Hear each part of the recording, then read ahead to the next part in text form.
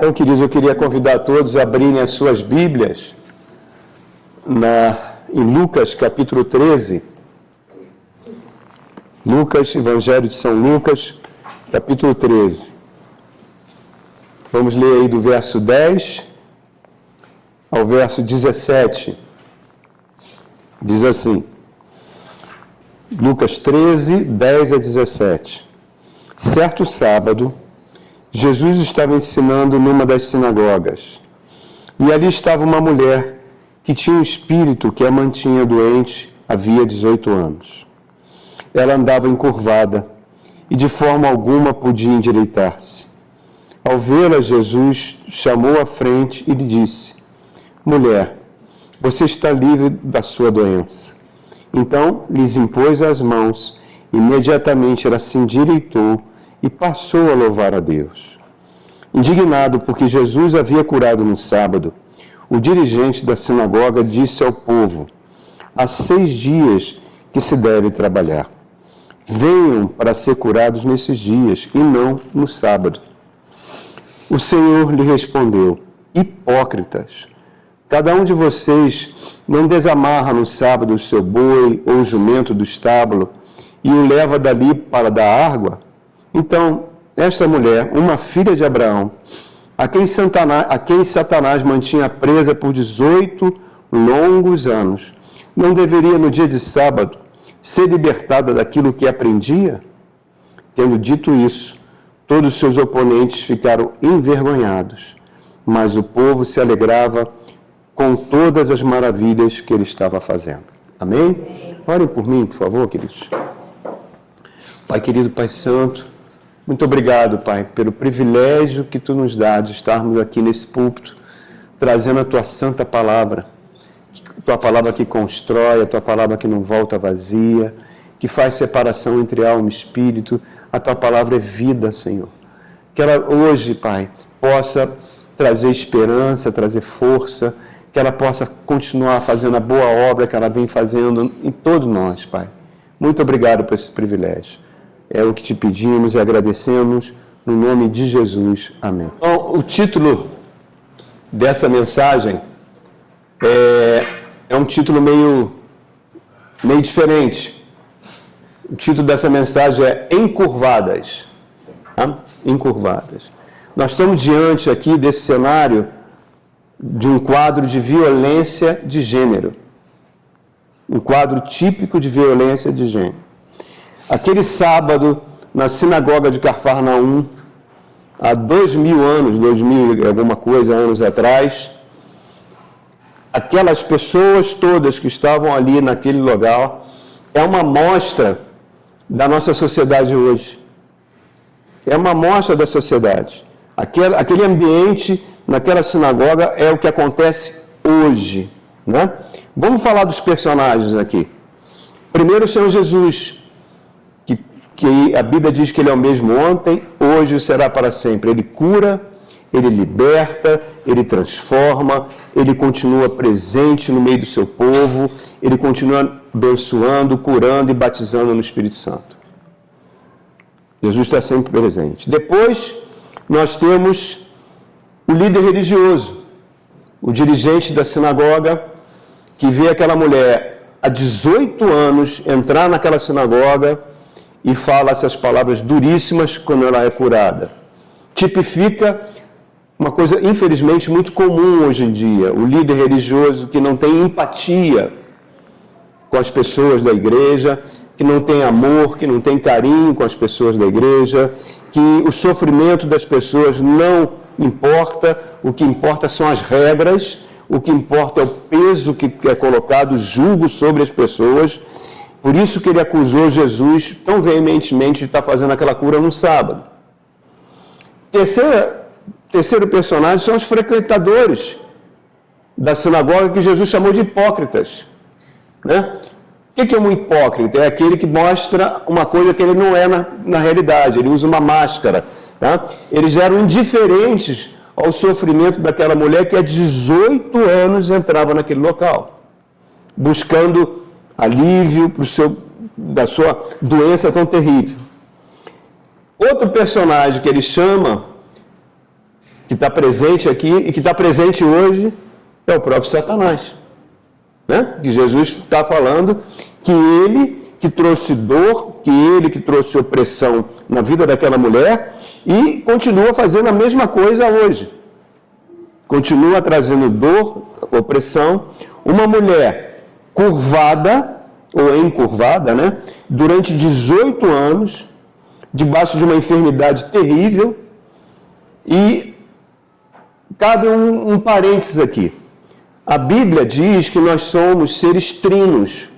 Nós temos um corpo físico, nós temos a nossa alma, o nosso psique, que é a nossa sede de emoções, que é a nossa vontade, e temos um espírito, que até entregar a vida para Jesus Cristo, ele estava morto, desconectado de Deus. Quando nós entregamos a vida para Jesus, esse espírito, o nosso espírito se conectou ao Espírito Santo de Deus e passou a viver. A Bíblia até fala coisas ousadas. Diz que o nosso espírito está sentado nas regiões celestiais com Cristo ao mesmo tempo que ele está dentro de nós. O espírito não se limita a espaço e tempo. Então, observem aqui, irmãos. Quando qualquer uma dessas áreas de nós, o nosso corpo, a nossa alma ou o nosso espírito adoece, afeta o corpo como um todo. Afeta o nosso ser como um todo. Né? Não tenha dúvida que essa senhora, né, doente como ela estava, e saía da sua casa, tenta imaginar que uma mulher dessa, pelo menos metade da sua altura, dava comprometida, porque ela ficava encurvada. Andando, a gente não sabe a distância da casa dela até a sinagoga, mas ela passava, todo mundo via. Chegava na sinagoga, sentava no lugar à parte, né? Então, aquilo que estava acontecendo no físico dela, certamente afetava a psique dela. Certamente afetava o seu espírito. E assim por diante, irmãos. Então, quando você tem um problema na sua alma, o seu corpo paga o preço. E também no seu espírito, também é isso que nós vamos falar um pouquinho aqui. Então, observe, irmãos. Freud explicou isso muito bem, né? Ele é o pai das doenças psicossomáticas. Foi ele que trouxe esse conhecimento, que quando a alma adoece, quando o nosso psique adoece, vai manifestar no nosso corpo. Doenças que a gente vai sofrer porque estamos deprimidos, porque estamos com medo, porque estamos com ódio, com raiva, tudo isso afeta o nosso corpo. Então, observe aqui, irmãos. Vamos ver aqui. Só que Jesus se levanta e diz, o que ele disse, em outras palavras, é o seguinte: ela está curvada, não é por um problema na coluna, uma hérnia de disco, não. Ela está curvada não porque ela está deprimida, porque ela vem todo dia. Se você ficar deprimida, ela vai ficar na cama se lamentando da sua doença, mas ela vem para a igreja. Vamos falar de sinagoga, ela vem. Ela quer ouvir a palavra. Ele fala que a causa não é nem no físico, nem na alma, é no espírito, porque tem um demônio fazendo isso com ela. Então, a causa da enfermidade dela era espiritual. A violência de gênero que essa mulher estava sofrendo era no seu espírito. E, reparem, irmãos, nós vivemos em tempos de violência de gênero, né? Nunca foi tão falado, nunca foi tão mostrado. E essa violência de gênero que vem sobre as mulheres, encurvam as mulheres. Curvam as mulheres. Mulheres que são agredidas, mulheres que são mortas, não por monstros, mas por homens que fizeram votos diante do altar de amor eterno. Reparem, queridos, a violência de gênero que cada vez mais afeta as mulheres no dia a dia, ela tem várias facetas. Nem sempre é uma violência de agressão física. Ela vem tanto em mulheres que têm famílias estruturadas, quanto em mulheres que não têm famílias estruturadas. Essa violência de gênero encurvam as mulheres. Muitas mulheres, por não terem condições de sustentar sozinhas, dependem economicamente do seu parceiro, não tem como se libertar daquilo, suportam as agressões caladas muitas vezes. Muitas mulheres que às vezes não abandonam aquela situação de violência de gênero porque tem uma dependência emocional dos seus parceiros e têm medo de serem rejeitadas, de ficarem sozinhas, serem abandonadas. Muitas mulheres pobres que a gente todo dia vê sofrerem violências terríveis dentro dos seus lares. Algumas buscam o apoio da polícia, né, da delegacia das mulheres, para ter algum tipo de proteção, mas muitas mulheres que não são pobres, de classe média alta e ricas, também sofrem violência física, só que têm vergonha de procurar a polícia muitas vezes. Então, irmãos, a violência de gênero, ela encurva a mulher. Encurva a mulher. Agora, essa violência nem sempre é física. Muitas vezes ela é física, mas muitas vezes ela é psicológica. Muitas vezes ela é digital nas redes sociais. Muitas vezes essa violência é patrimonial. Vocês viram aí na imprensa recentemente que um médico lá de Santa Catarina era casado com uma professora de Pilates que tinha a sua academia pequena, onde ela tirava a sua renda fixa, né? Até que um momento ela descobriu que o marido estava adulterando e ela queria se separar do marido, ia pedir o divórcio. Então, esse médico combina com a sua mãe, uma coisa tão louca, né? Combina com a sua mãe e os dois bolam um plano para envenenar aquela moça. Então, às vezes ela comia na casa da sogra, a sogra botava chumbinho na comida. E quando chegou, ela foi ficando cada vez mais fraca, e aí ele entrou na conta bancária dela, arrancou todo o dinheiro da sua academia, e depois ela morreu. Uma pessoa que jurou amor eterno, irmãos. Reparem, irmãos, olha, vou falar um pouquinho da violência patrimonial, né? Essa violência de gênero patrimonial, muitas vezes ela é travestida falsamente de cuidados. É o companheiro que diz, não, deixa eu cuidar da sua renda, deixa eu preocupar com os seus pagamentos, eu vou gerenciar o seu próprio dinheiro, você não precisa se preocupar com essas questões. E aos pouquinhos, tá, ele vai estar controlando tudo que ela ganha e ela vai se ver obrigada a dar satisfação a ele do que ela gasta com ela. Ela vai ter que explicar, né? Qualquer movimentação financeira, e ela vai perdendo a sua independência.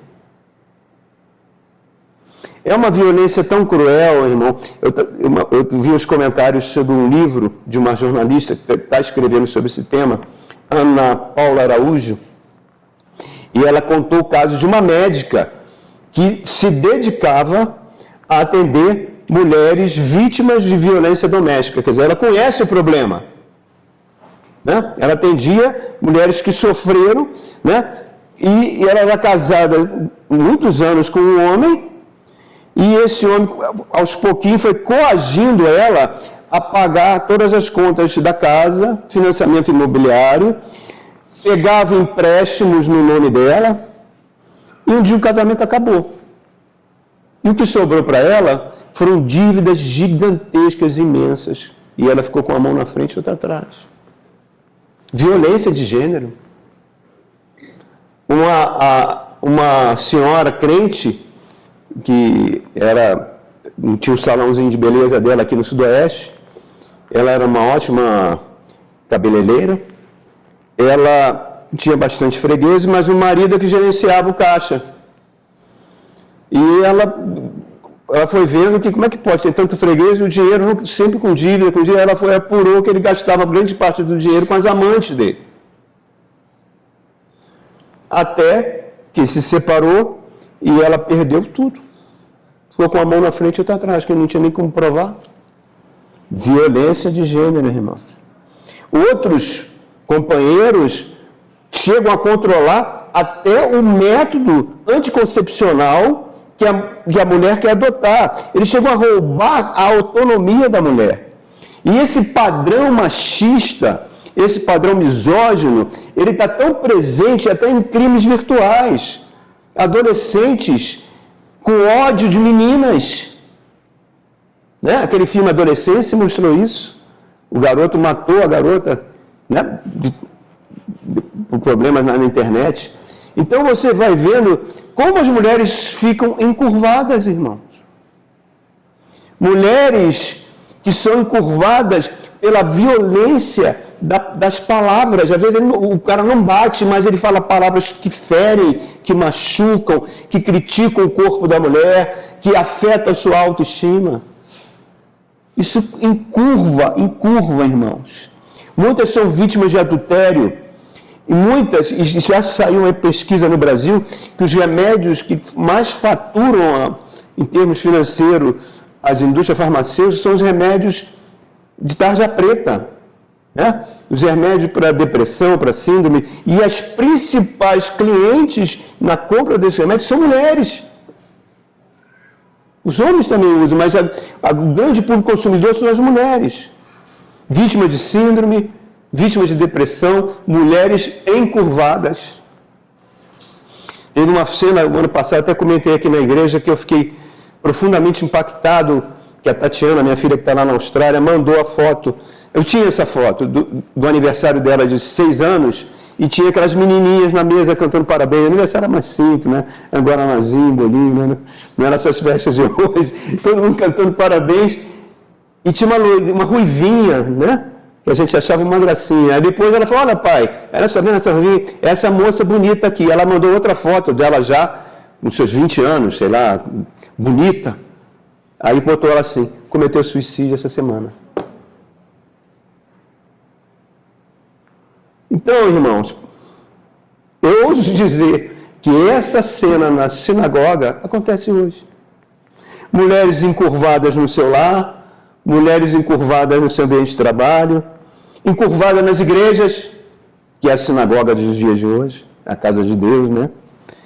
Então, diante desse cenário, Jesus Cristo, nosso Senhor Jesus Cristo, revela 3 fatos sobre essa mulher. E é sobre isso que eu acho que a gente tem que prestar muita atenção. 3 fatos que ele fala. Primeiro fato, eu já falei. Ele está dizendo que a doença da mulher não é um problema de coluna.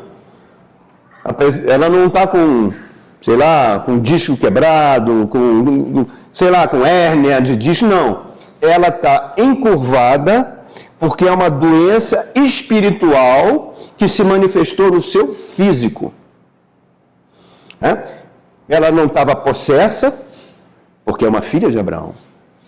Ela não estava possessa, porque Jesus... Por que eu sei que ela não estava possessa? Porque Jesus não põe a mão na cabeça de ninguém endemoniado.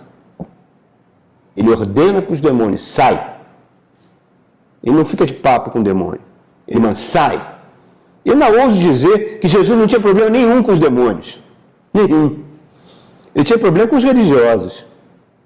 Os religiosos eram o principal problema de Jesus. Então, observem. O problema dela, tá, era um problema espiritual causado por um demônio. Primeiro fato aqui. O segundo fato que choca a mim, deve chocar você, ela era filha de Abraão.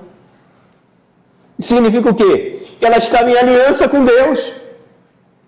A Bíblia fala que nós somos o novo Israel de Deus, que a igreja, que Abraão é o pai da fé, e Abraão é o nosso pai. Jesus fala isso.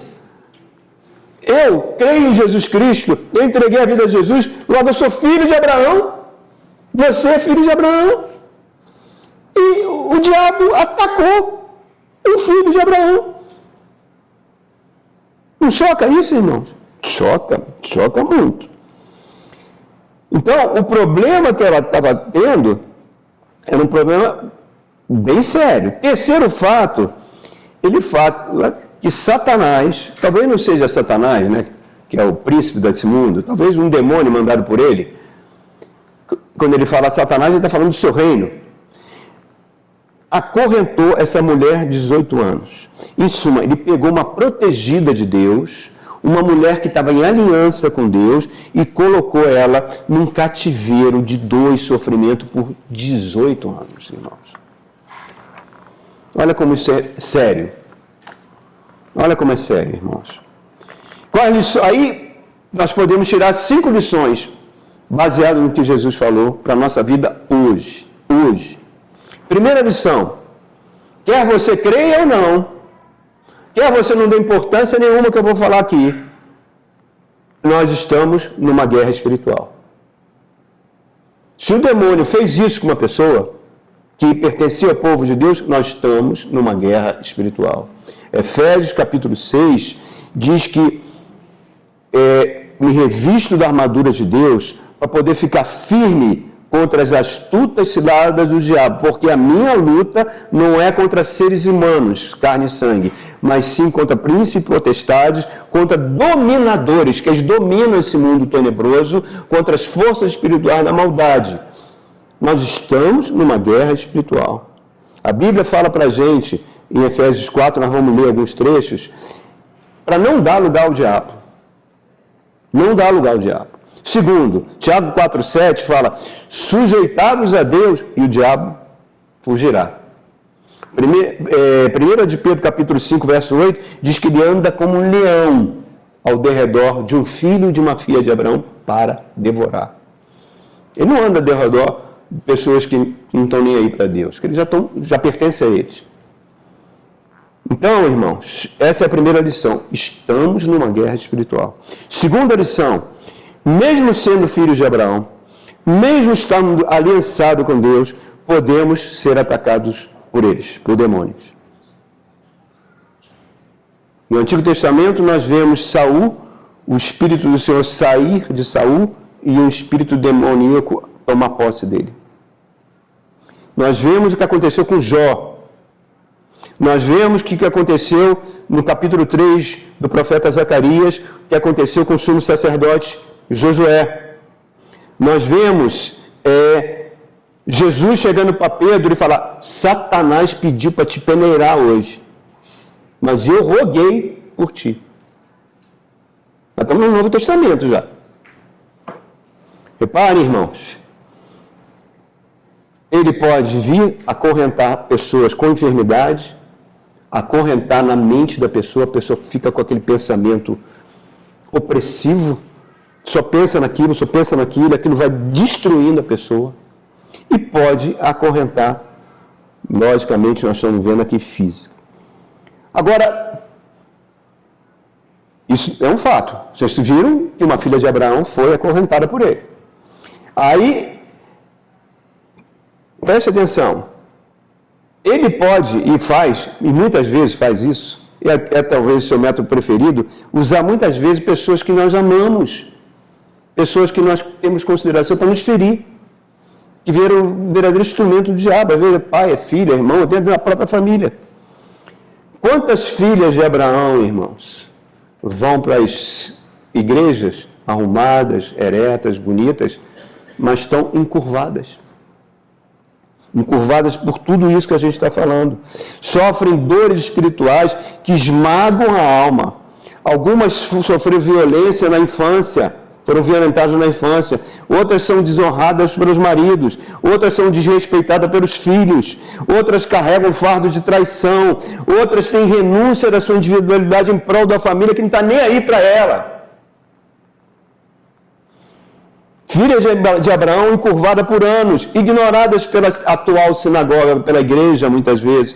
Situações de vergonha que às vezes ela não tem nem com quem desabafar. Não tem com quem desabafar. Satanás pegava essa mulher e curvava ela por 18 anos. Então, primeira lição, estamos numa guerra espiritual. Segundo, ele ataca filhos e filhas de Abraão. Terceiro, aí é importante, meu irmão. É talvez o mais importante dessa mensagem. Ele só ataca se a gente der a legalidade para ele fazer isso.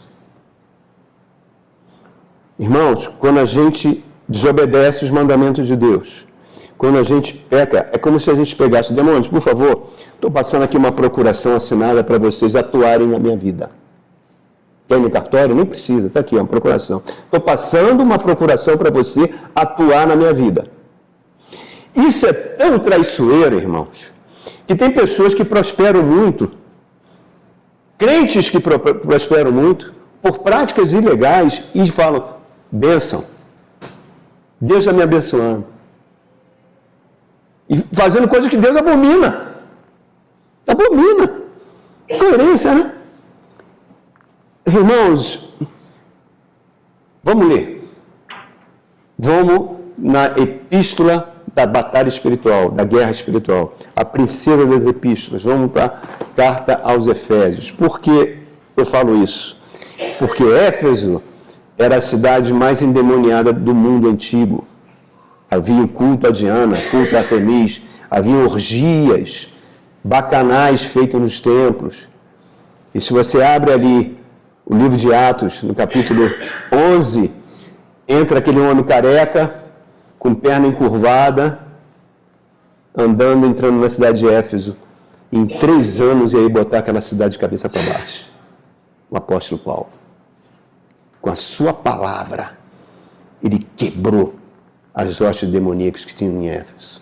Chegaram a pegar os livros de feitiçaria que custavam uma fortuna e fizeram uma grande fogueira. Ele escreveu essa carta para a igreja. Capítulo 4, por favor.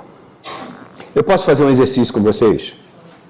Vocês gostam um pouquinho de mim? Vocês teriam a bondade de repetir uma frase que eu vou pedir para vocês repetirem depois de cada versículo que eu leio aqui? Pode ser? Tá. Então vocês vão repetir, não dou lugar ao diabo. Amém? Vamos ler junto? Então, vou ler aqui a partir do verso 25. 4, 25. Portanto, cada um de vocês deve abandonar a mentira e falar a verdade ao seu próximo, pois todos somos membros de um mesmo corpo. Não dou lugar ao diabo. Verso 26. Quando vocês ficarem irados, não pequem. Apaziguem a sua ira antes que o sol se ponha. Não deem lugar ao diabo. Não dou lugar ao diabo. Verso 28. O que furtava, não furte mais. Antes trabalhe, fazendo algo de útil com as mãos, para que tenham o que repartir com quem estiver em necessidade. Não dou lugar ao diabo.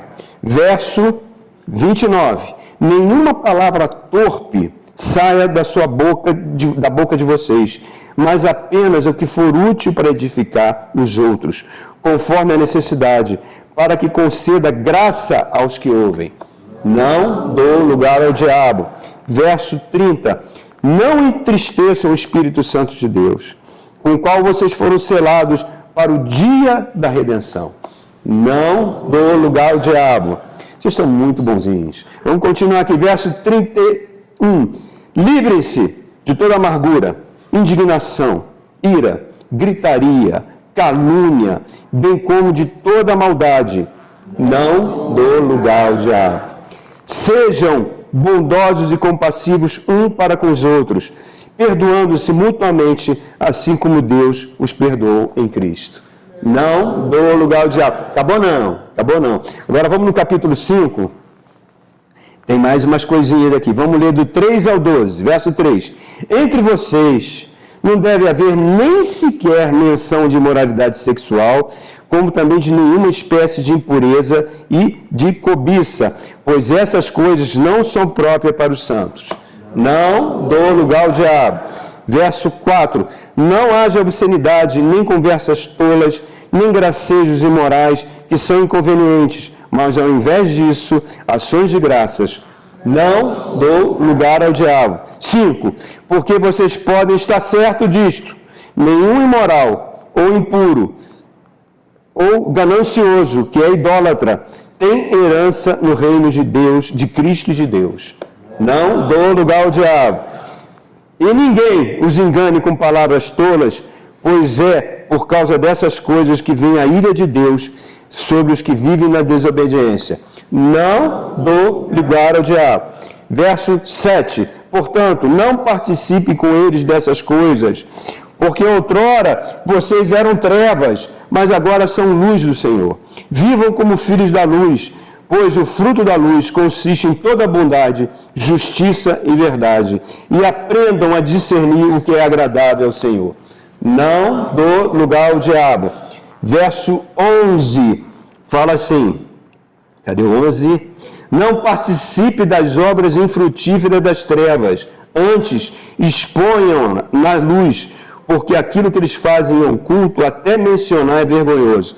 Não dou lugar ao diabo. E o último, o verso 18, diz assim, verso 18, capítulo 5. Não se embriaguem com vinho, que leva à libertinagem, mas deixe-se encher pelo Espírito, falando entre si com salmos, hinos e cânticos espirituais, cantando e louvando de coração ao Senhor. Não dou lugar ao diabo. Então, irmão, essas práticas que estão aqui, se a gente começa a praticar, se o nosso estilo de vida começa a ter a ver com o que a gente está falando aqui, vai afetar a doença, vai aguardar a doença. Nós vamos ficar doentes, ou no físico, ou na alma, ou no espírito. Satanás não tem misericórdia, irmãos. E ele tem legalidade para atuar no planeta, porque Adão deu essa legalidade a ele. O que aconteceu? Deus arrendou esse planeta para Adão, falou, cuida dele. Por que mandou cuidar? Se mandou cuidar porque tem ladrão. Adão não cuidou, Adão duvidou das palavras de Deus e entregou esse planeta na mão de Satanás. Um dia ele vai perder esse planeta quando Jesus voltar. Enquanto isso, Deus respeita o que Adão fez. Por exemplo, se o inquilino alugou esse espaço aqui para a gente, se de repente ele alugou para mim, eu posso tirar as cadeiras aqui, posso transformar isso aqui num cassino.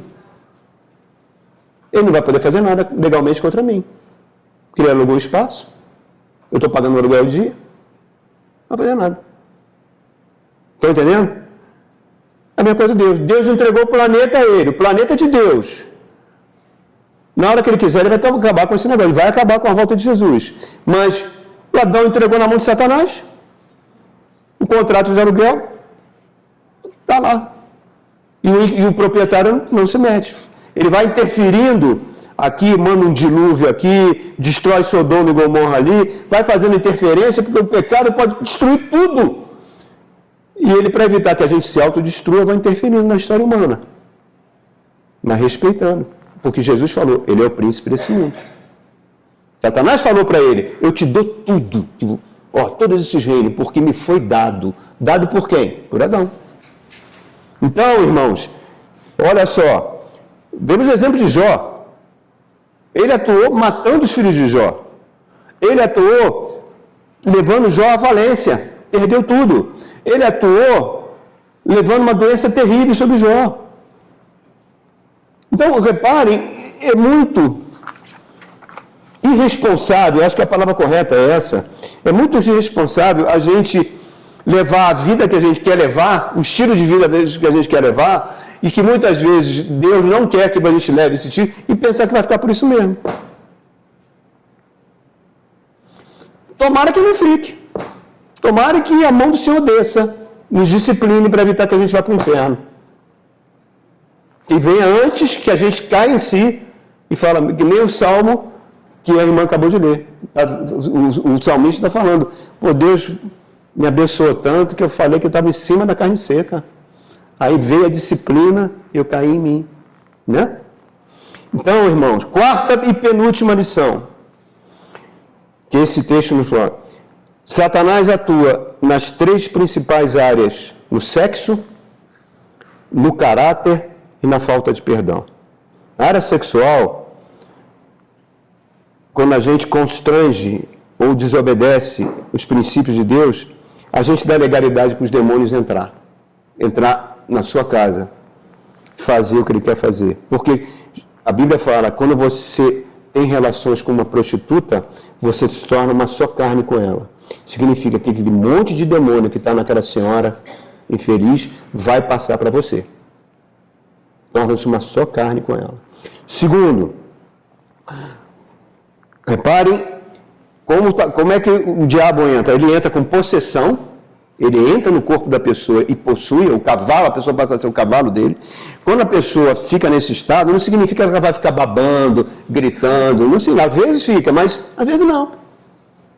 Normal. Só que ela é totalmente controlada por Satanás. Normal.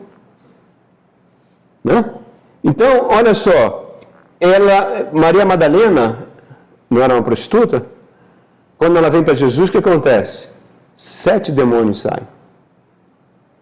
Então, reparem, a pessoa não consegue deixar de ser promíscua.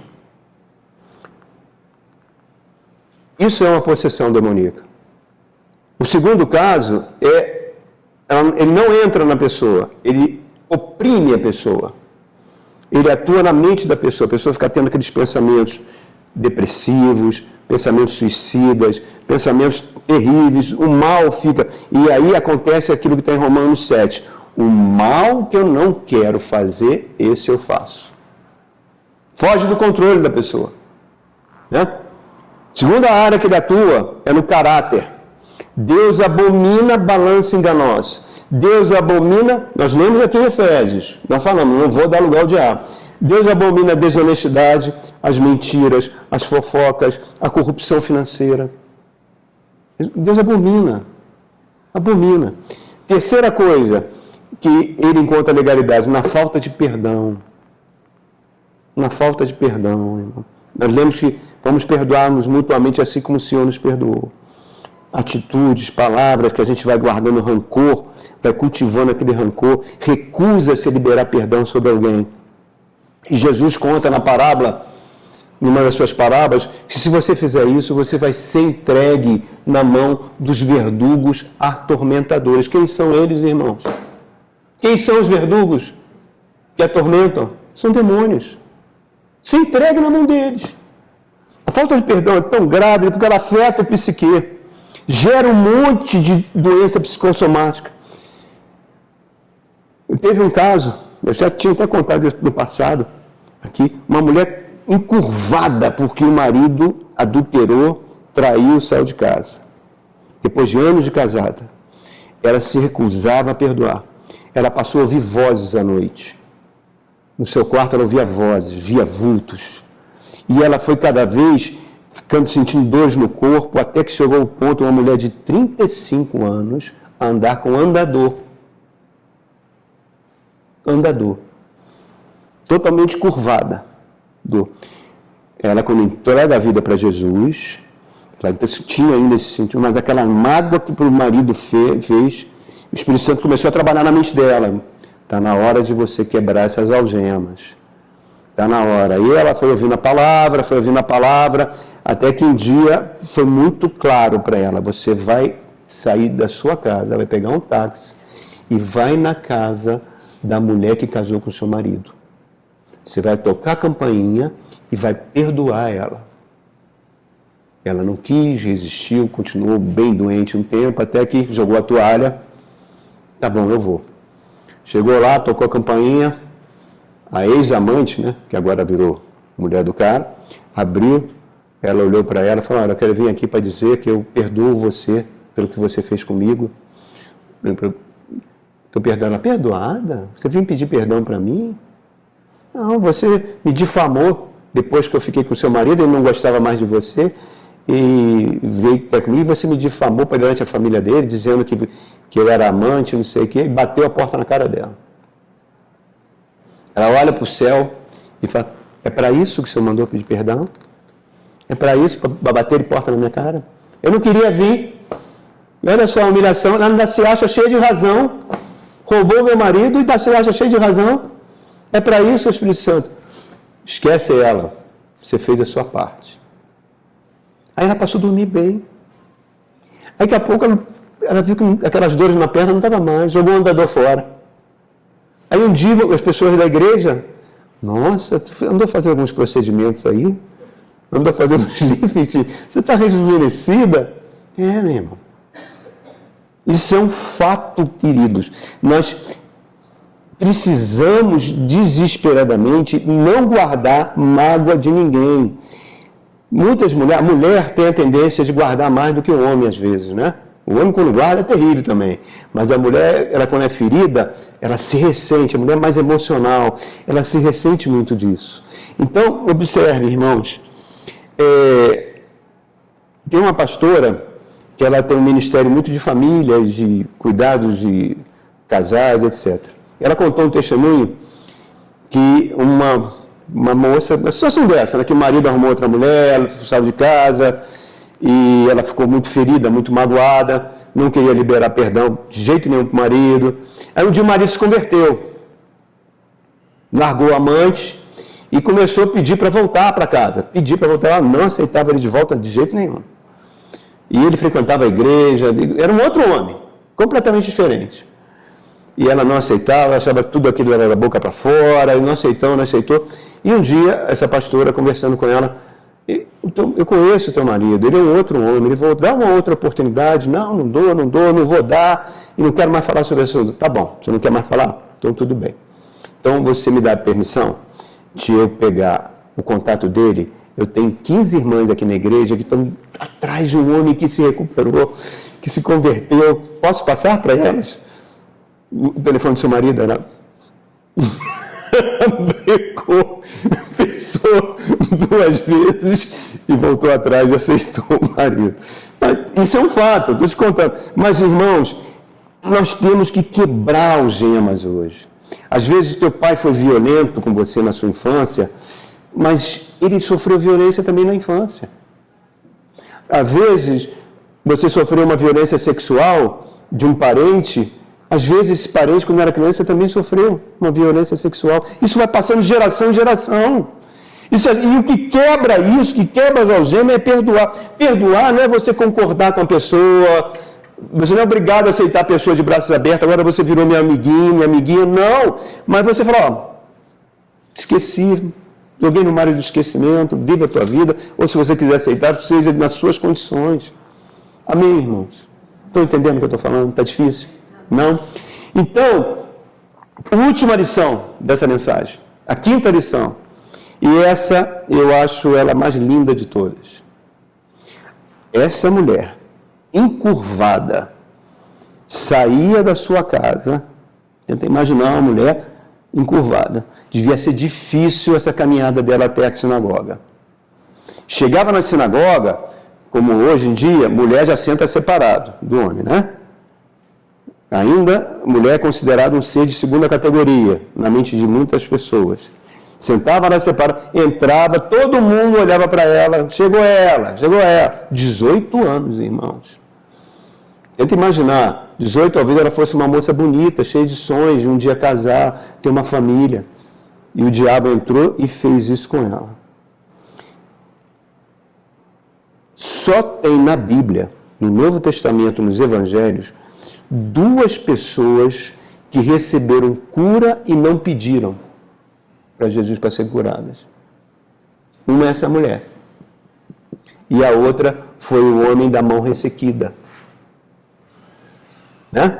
Que para o judeu era a maior vergonha, porque era associado a uma maldição contra Jeroboão, que ficou com a mão ressequida. Então, para os judeus, eles deviam entrar na sinagoga assim, né? Com a mão escondida. E Jesus chama os 2 para o meio. Vem para o meio. Ó. Todo mundo, a galera toda vai ver aqui. Ó. Vem para o meio. Eles não pediram a Jesus para ser curado. Todos os outros pediram. As multidões iam atrás de Jesus para pedir cura e libertação. Todos os casos pediram. A filha de Jairo morreu, o pai foi lá pedir. Esses 2, a mulher curvada e o homem ressequido, não pediram. Vieram para o meio. Tá? Por quê? Por quê? Porque eles estavam na casa de Deus. Eles estavam na casa de Deus. Independente do sofrimento, da vergonha, eles não deixaram de ir aos cultos. E o diabo odeia culto a Deus, odeia. Ele quer deixar você na tua casa, deitado, lá fazendo o que quiser, mas que você não venha ao culto. Sabe por quê? Porque quando você sai da igreja, você fica sem proteção. Por que estou falando isso? É por causa do pastor? Não, o pastor é tão pecador quanto vocês, irmão. Estou falando porque Jesus falou, as portas do inferno não prevalecem contra a minha igreja. Então, reparem, irmãos, eles iam para aquela situação de vergonha, foram expostos, mas receberam um olhar de amor de Jesus. Não falaram nada, não precisa falar para Jesus, ele sabe tudo o que passa dentro de nós. Né? E conhece toda a aflição nossa, o que há dentro de nós. E ele falou, eu vim para destruir as obras do diabo. Na sua mente, na sua família, no seu coração, na sua saúde, no seu psique. O Espírito Santo veio trazer cura para a gente. O Espírito Santo vai trabalhando na gente para que a gente cada vez mais seja curado, né? E outra coisa, ela era filha de Abraão. Ela estava em aliança. O diabo fez o que fez com ela, como fez o que quis com Jó, mas não roubou o status de filha de Abraão. Elas continuavam sendo filhas de Abraão. E por quê? Porque quando ela recebe a cura, o que ela faz? Ela explode naquela sinagoga, não está nem aí que os outros vão pensar, e começa a gritar e louvar a Deus. Então, irmãos, aquele louvor guardado, aquela esperança que não morreu, apesar de toda a dor, ela não deixou de ir aos cultos. Isso é uma lição para a gente, apesar da dor que você possa estar sentindo, irmãos. Lembre-se, você é um filho e uma filha de Abraão. Você está em aliança. É tempo de consertar a nossa vida. É tempo da palavra pregada entrar na nossa mente e trazer sempre oportunidade para arrependimento e confissão.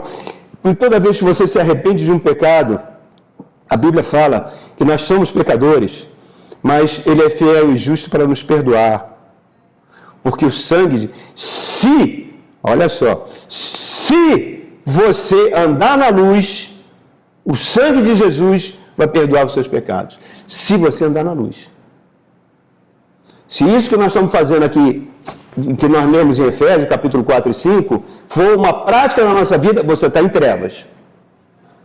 Se você andar na luz, Ele é poderoso e o sangue de Jesus nos perdoa todo pecado. Ela era ignorada pela sinagoga, ela era olhada com desdém, ela estava recebendo uma violência de gênero, não recebeu nenhuma palavra de amor, de empatia, de compaixão do líder da sinagoga, mas ela ia ao culto. Ela ia ao culto. Fez toda a diferença. Então é interessante que quando Jesus vai na sinagoga de Nazaré, e ele abre o livro de Isaías, né? Para falar que aquela profecia de Isaías estava se cumprindo nele, naquele momento, com ele lá. O que o texto fala? Ele subiu ao púlpito, abriu o livro de Isaías, porque ele era do seu costume frequentar a sinagoga. Jesus frequentava a sinagoga. O pai e a mãe ensinaram ele desde pequenininho para ir à igreja. Então, ele frequentava. Então, quando ela explodiu em louvor, né? Apesar da violência de gênero, irmão, hoje em dia ser cada vez mais crescente, apesar que essa mensagem foi muito dirigida às mulheres, né? Mas muitos homens também passam por dor no coração. Lembre-se que você é filho de Abraão. E, irmãos, quando a gente confessa o pecado, quando a gente se arrepende, acontece aquilo lá. Tomai toda a armadura de Deus para poder suportar o dia mau. Né? A nossa armadura é soldada. Você abriu uma brecha com o pecado, você confessa e arrepende, passa uma solda, ela fecha e o diabo fica ali rangendo os dentes. Vamos orar?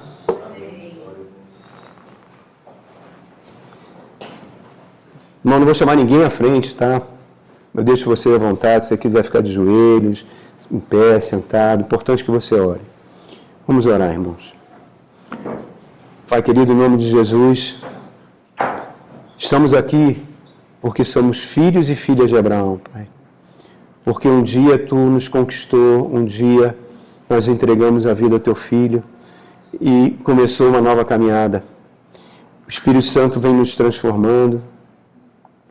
Mas eu peço aqui, Senhor, para cada irmão, cada irmã, na sua dificuldade, de repente uma dificuldade de perdoar alguém, dificuldade de falar, até de obedecer os mandamentos do Senhor, tem um pecado recorrente. Senhor, ajuda-nos, Pai. Não deixe que a gente saia da luz, traga-nos para a luz, que o sangue de Jesus continue nos purificando, Senhor. Que possamos andar nesse mundo, Pai, sabendo que Tu está cuidando de nós, porque a Bíblia fala em Romanos capítulo 8, verso 14, que todos aqueles que são guiados pelo Espírito Santo de Deus são filhos de Deus. Eu entrego agora Teu povo, Pai, junto comigo. Eu peço agora, irmão, em silêncio, você sabe o que precisa ser consertado na sua vida. Peça ajuda ao Senhor. Ele está aqui nesse momento. Peça ajuda para Ele te ajudar a consertar aquilo que precisa ser consertado, irmãos. Para que os atormentadores não venham sobre nossas vidas, nem sobre a nossa família, nem sobre nossos filhos, nem sobre nossos bens. Que a gente receba a proteção do sangue de Jesus sobre a nossa vida. Um minutinho, irmão. Ore com o Senhor.